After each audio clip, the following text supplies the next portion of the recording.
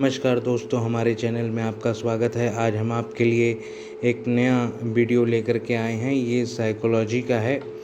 ये छोटा सा एक रिवीज़न वीडियो है। ये आज हम साइकोलॉजी का रिवीज़न करेंगे। तो चलिए ज़्यादा टाइम न लेते हुए वीडियो को शुरू करते हैं।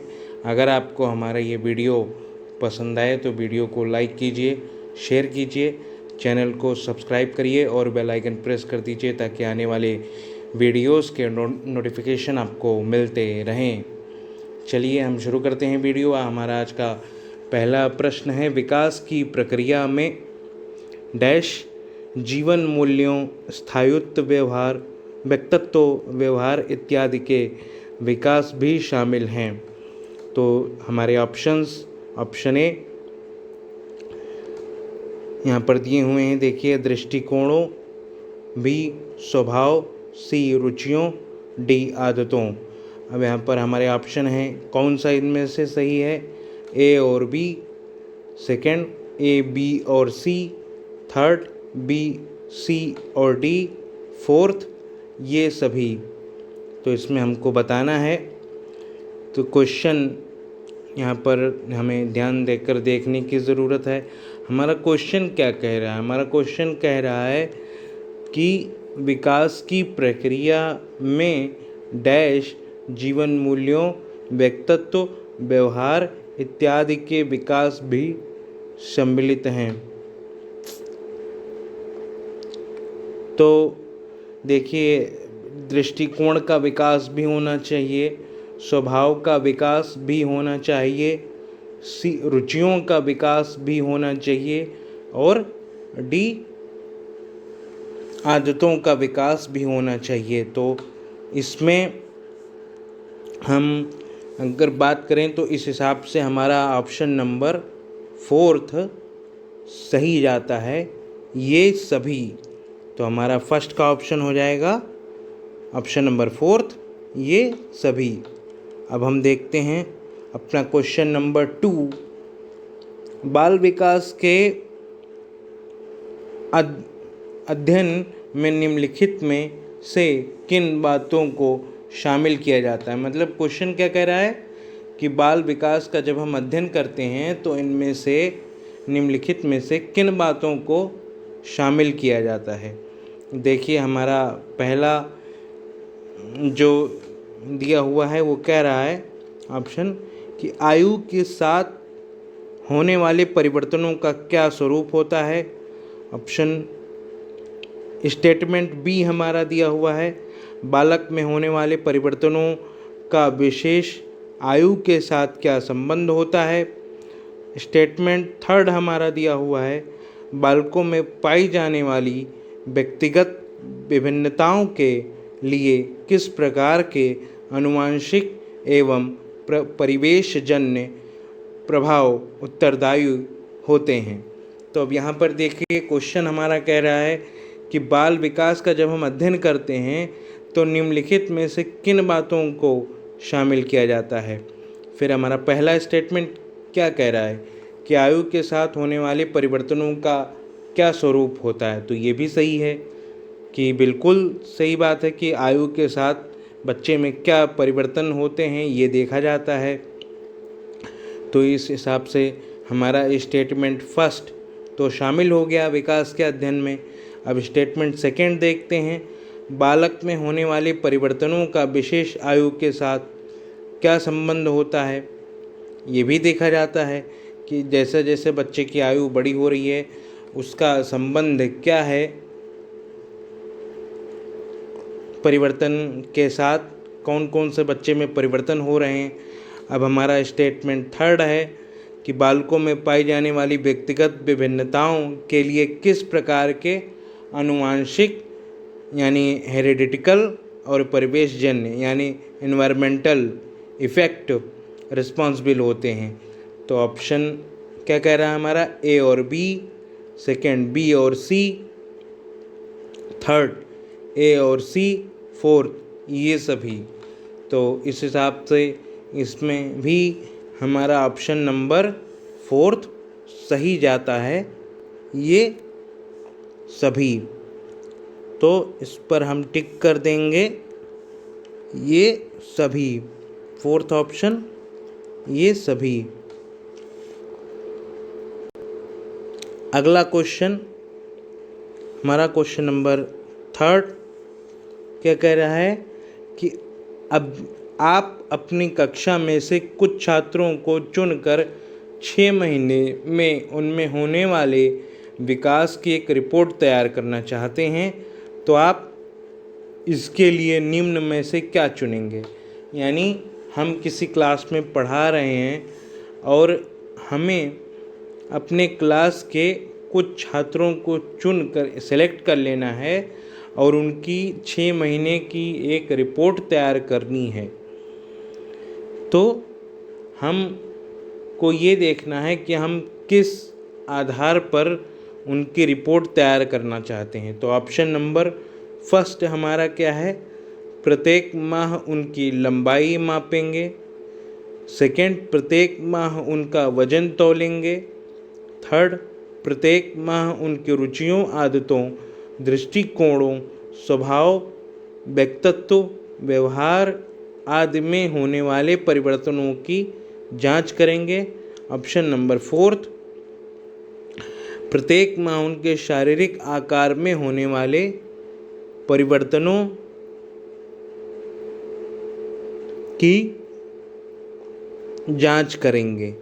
तो देखिए, हमें सीटेट का पेपर सॉल्व करते समय ये ध्यान रखना चाहिए कि सीटेट में डायरेक्ट सिद्धांतों से जुड़े हुए क्वेश्चंस नहीं आते हैं, पेडागॉजी के क्वेश्चंस आते हैं और उन क्वेश्चंस में जो ऑप्शंस दिए होते हैं वो लगभग हमको सारे के सारे ऑप्शन सही प्रतीत होते हैं। उनमें से हमको एक ऑप्शंस चुनना होता है। तो हमें ये देखना चाहिए कि बालक की बुराई वाले क्वेश्चंस के ऑप्शंस जो दिए रहेंगे या बालक को बुरा कहने वाले जो ऑप्शंस दिए रहेंगे वो तो हमको सीधा सीधा कट कर देना है।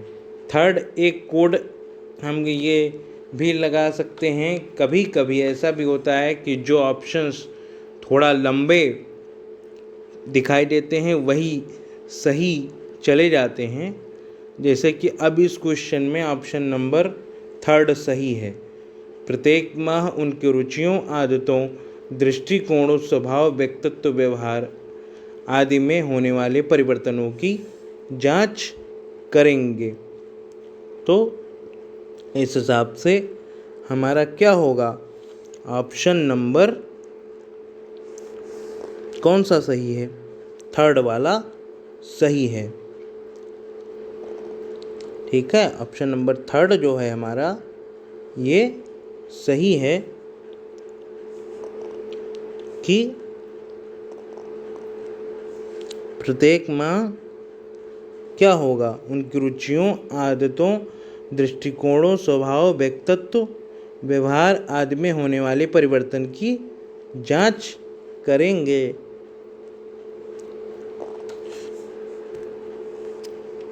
नेक्स्ट क्वेश्चन,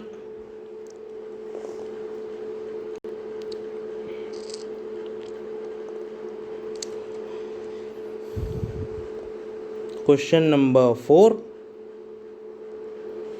निम्नलिखित में से कौन सा कथन सत्य है।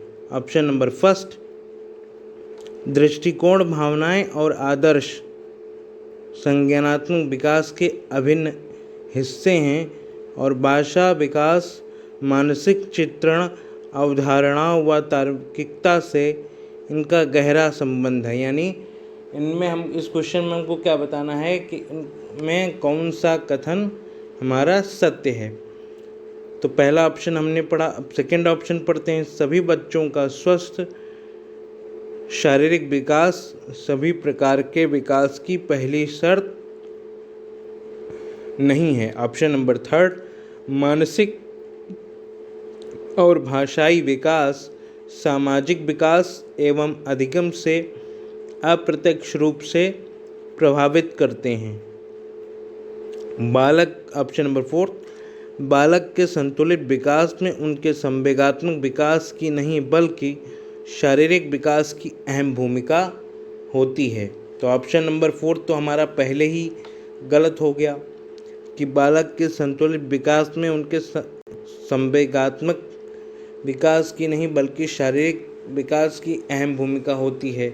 तो ऑप्शन नंबर 4 हमारा इसलिए सबसे पहले गलत हो गया क्योंकि जो बाल विकास है वो बालक के संपूर्ण विकास की ओर ध्यान देता है, न कि विशेष रूप से किसी एक विकास पर। तो इसलिए ऑप्शन नंबर 4 तो हमारा पहले ही गलत हो गया। अब बात करते हैं ऑप्शन नंबर 3 की।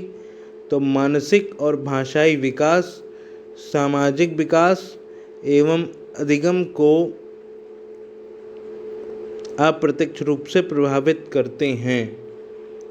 तो इसमें जो है हमारा ये भी गलत है क्योंकि अप्रत्यक्ष रूप से नहीं, प्रत्यक्ष रूप से प्रभावित करते हैं। क्यों? क्योंकि जैसी मानसिक विकास होगा हमारा और हमारा जो अक्षर ज्ञान रहेगा उसके हिसाब से ही हमारा सामाजिक विकास होगा। क्योंकि हमारी बुद्धि अगर तेज होगी तो हम कोई चीज़ तेज समाज में घुले मिलेंगे और हमारा सामाजिक विकास भी अच्छा सा होगा और हमारा अधिगम भी अच्छी तरीके से होगा। तो ऑप्शन नंबर 3 भी इस हिसाब से क्या होता है, गलत हो जाता है, क्योंकि इसमें कह रहा है कि अप्रत्यक्ष रूप से प्रभावित करते हैं, बल्कि अप्रत्यक्ष रूप से नहीं, वो प्रत्यक्ष रूप से प्रभावित करते हैं। तो 3 भी गलत हो गया। अब सेकंड, सभी बच्चों का स्वस्थ शारीरिक विकास सभी प्रकार के विकास की पहली शर्त नहीं है। ये भी गलत है। ये इसलिए गलत है क्योंकि जब बच्चा स्वस्थ रहेगा तभी तो वो बाकी कार्यों में ध्यान लगा पाएगा। कोई बीमार है, अगर आप उससे कोई बात कह देते हैं तो वो पहले ही चिढ़ जाएगा, यानी इस हिसाब से अगर वो चिड़चिड़ा हो जाएगा तो इसका मतलब ये हुआ कि उसका संवेगात्मक विकास भी सही नहीं हुआ और वो पढ़ाई लिखाई भी नहीं कर पाएगा। इस हिसाब से उसका मानसिक और भाषाई विकास भी सही तरीके से नहीं हुआ। तो और अगर हम समाज में लोगों से मिलने जुलने की बात करें तो जब वो बीमार है तो कहाँ लोगों से मिलने जुलने जा पाएगा। तो इस हिसाब से उसका सामाजिक विकास भी क्या हुआ, 0 हो गया। तो इस हिसाब से स्वस्थ रहना क्या है कि शारीरिक विकास के सभी प्रकार के विकास की पहली शर्त है। इस हिसाब से ये भी ऑप्शन गलत हो गया। तो यहाँ पर क्या होगा कि हमारा जो ऑप्शन नंबर 1 है वो क्या होगा, सही जाएगा। Option number 1। ओके। और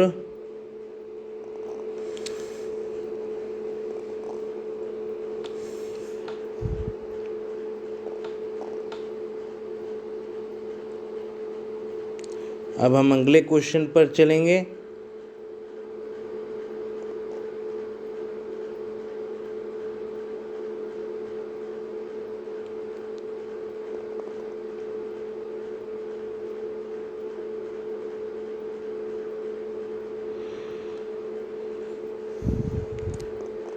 क्वेश्चन नंबर 5, किसके परिणाम स्वरूप बालक अपने निरंतर बदले हुए वातावरण में ठीक प्रकार समायोजन करने में सक्षम हो पाता है?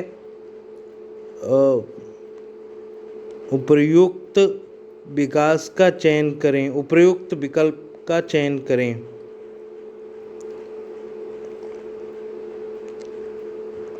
तो हमारा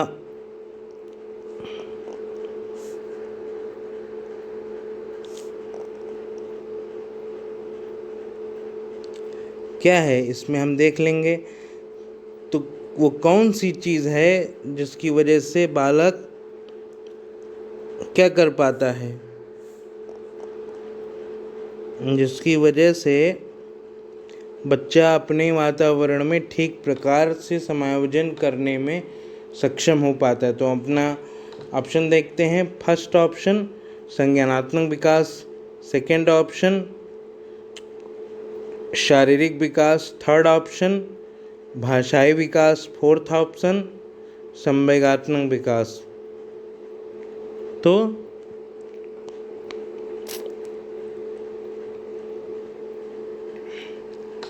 इसमें कौन सा सही जाएगा? इसमें ऑप्शन नंबर हमारा फर्स्ट सही जाएगा। क्यों? क्योंकि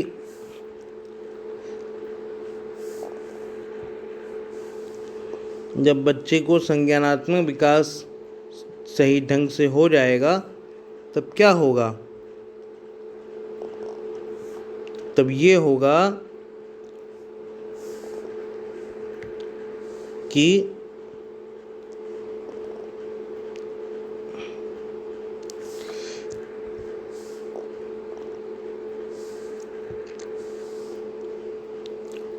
वो सही तरीके से समाज में मेलजोल बैठा पाएगा। तो इस हिसाब से उसका भाषाई विकास भी ढंग से होगा, लोगों से मेलजोल कर पाएगा।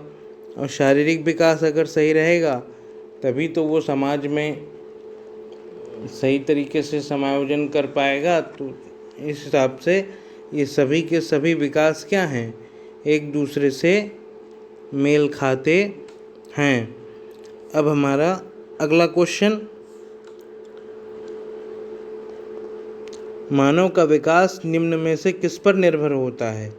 उसकी वृद्धि पर, उसके वातावरण पर, उसकी बुद्धि पर, उसकी वृद्धि तथा वातावरण से मिलने वाली परिपक्वता पर।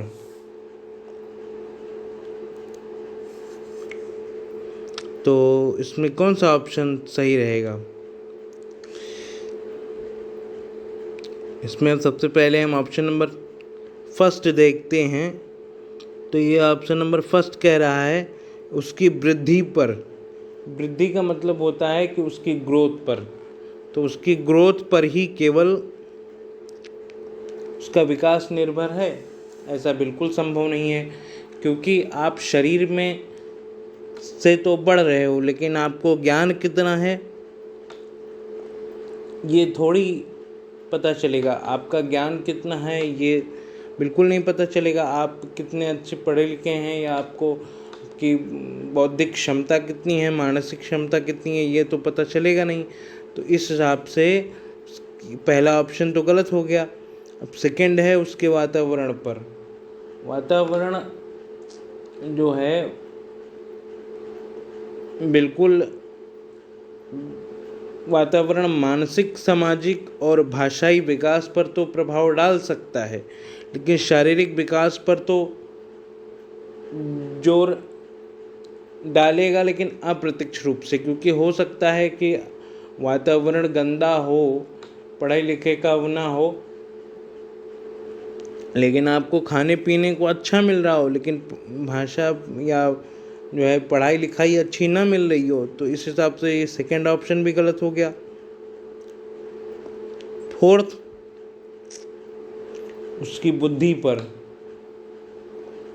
बुद्धि भी ऑप्शन गलत है, क्योंकि बुद्धि तो आपकी बहुत तेज है, लेकिन सही तरीके से उसको डायरेक्शन नहीं मिल रहा है, आपको खाने पीने को नहीं मिल रहा है। तो आप अगर सही तरीके से उसको डायरेक्शन नहीं मिलेगा तो ये हो सकता है कि आप अपनी बुद्धि जो है अच्छे कामों के जगह गलत कामों में लगा दें। तो इसलिए इस क्वेश्चन का आंसर नंबर फोर्थ सही है। क्या कह रहा है? फोर्थ कह रहा है कि उसकी वृद्धि तथा वातावरण से मिलने वाली परिपक्वता पर। इसमें ये देखा जाएगा कि आप कितने परिपक्व हैं और आपकी वृद्धि कैसी हो रही है, और आप वातावरण से आपको कैसी वो मिल रही है, क्या परिपक्वता। तो ऑप्शन नंबर फोर्थ क्या है? सही है। अगला ऑप्शन नंबर 7, कौन सी पाठ्य चर्चा सर्वाधिक उपयुक्त होगी? ऑप्शन फर्स्ट, बालक के शारीरिक और मानसिक विकास के अंतर संबंधों के अनुकूल। सेकंड, देश की सभ्यता संस्कृति के अनुकूल। बालक के शारीरिक एवं सामाजिक विकास के अंतर संबंधों के अनुकूल। ऑप्शन नंबर फोर्थ, उपरोक्त में से कोई नहीं। जिसका आंसर क्या होगा?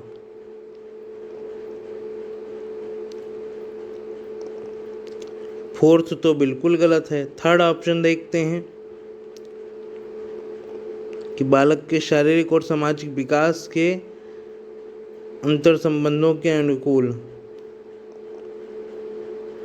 क्योंकि केवल शारीरिक विकास तो हमें देखना है नहीं है, बाकी चीज़ें भी देखनी है, तो थर्ड ऑप्शन भी गलत हो गया।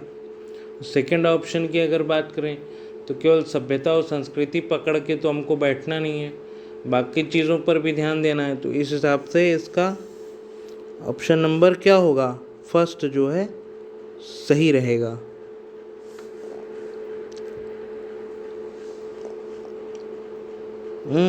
अब अगला क्वेश्चन नंबर 8 क्या कहता है?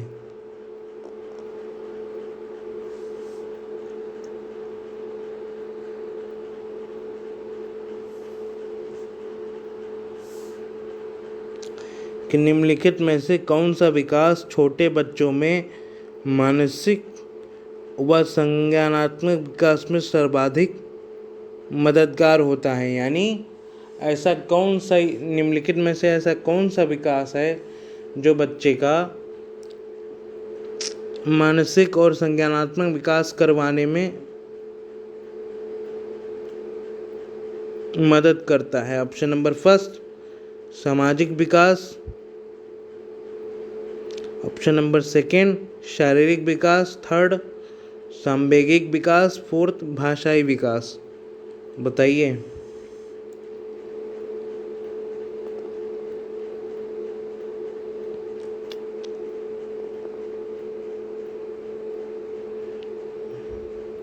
तो इसमें बात करेंगे शारीरिक विकास, क्योंकि जैसे जैसे उनकी आयु बढ़ेगी उसके हिसाब से उनकी मानसिक और संज्ञानात्मक विकास भी में भी क्या होगा? वृद्धि होगी। तो इसका ऑप्शन नंबर सेकंड जो है शारीरिक विकास, वो क्या होगा? सही होगा।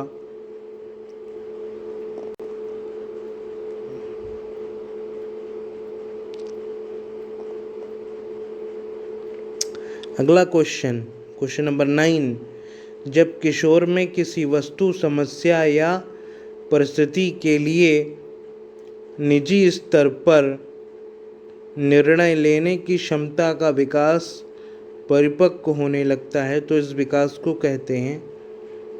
एक बार क्वेश्चन हम समझेंगे कि जब किसी कोई है, वो किशोरावस्था, कोई बालक है मान लीजिए, वो किशोरावस्था में पहुंच चुका है, तो किशोरावस्था में पहुंचने के बाद जब उसके अंदर किसी वस्तु, समस्या या परिस्थिति के लिए, जब वो यानी उसके सामने कोई वस्तु है, समस्या है या कोई परिस्थिति है, जब वो स्वयं निजी स्तर पर यानी किसी का दखल न चाहते हुए जब स्वयं निजी स्तर पर वो क्या करने लगता है?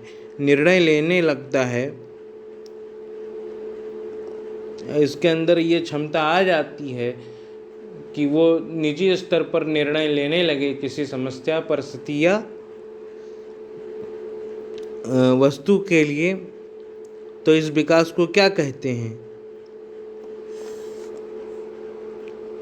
भाषाई विकास? नहीं, ये तो गलत है। सेकंड, संज्ञानात्मक विकास। थर्ड, सामाजिक विकास। ये भी गलत है। सेकंड, ऑप्शन नंबर सेकंड की बाद में बात करेंगे, तो फर्स्ट तो गलत है, क्योंकि भाषाई विकास होने से किसी चीज़ का निर्णय तो लिया नहीं जा सकता। इसमें क्या कह रहा है कि जब किसी वस्तु, समस्या या परिस्थिति पर निर्णय लिया जाए, तो भाषाई विकास होने से तो निर्णय लिया नहीं जा सकता। थर्ड, सामाजिक विकास यानी समाज में मेल जोल बढ़ा करके भी निर्णय नहीं लिया जा सकता। क्यों नहीं लिया जा सकता? क्योंकि यहाँ पर सामाजिक रूप से निर्णय लेने की बात नहीं हो रही है कि लोगों से, 4 लोगों से मेल जोल रख के सलाह लेकर निर्णय लेना है। बच्चा क्या कर रहा है, किशोर क्या कर रहा है, निजी स्तर पर निर्णय ले रहा है। तो थर्ड ऑप्शन बिल्कुल गलत हो गया। फोर्थ, मनोगत्यात्मक विकास, यानी इसमें मनोगत्यात्मक विकास की भी बात नहीं हो रही। क्यों?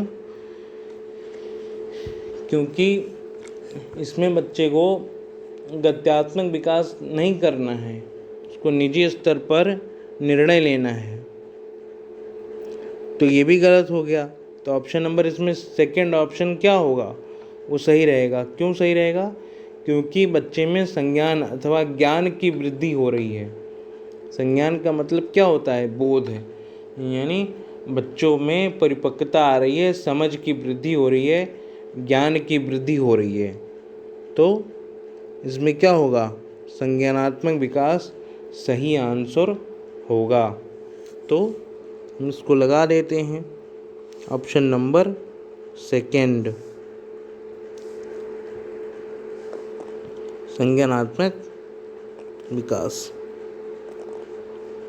ओके, नाउ तो उम्मीद करते हैं कि आपको ये साइकोलॉजी का एक रिवीज़न छोटा सा ये पसंद आया होगा और इससे आपको कुछ नॉलेज मिला होगा। अगर ये वीडियो पसंद आया, साइकोलॉजी के रिवीज़न का ये वीडियो आपको पसंद आया, तो प्लीज़ वीडियो को लाइक कीजिए और शेयर कीजिए और चैनल को सब्सक्राइब करिए और बेल आइकन प्रेस कर दीजिए ताकि आने वाली वीडियोस के नोटिफिकेशन आपको मिलते रहें। और हमें मोटिवेट कीजिए। आपके मोटिवेशन की हमको आवश्यकता है ताकि हम आगे बढ़ सकें।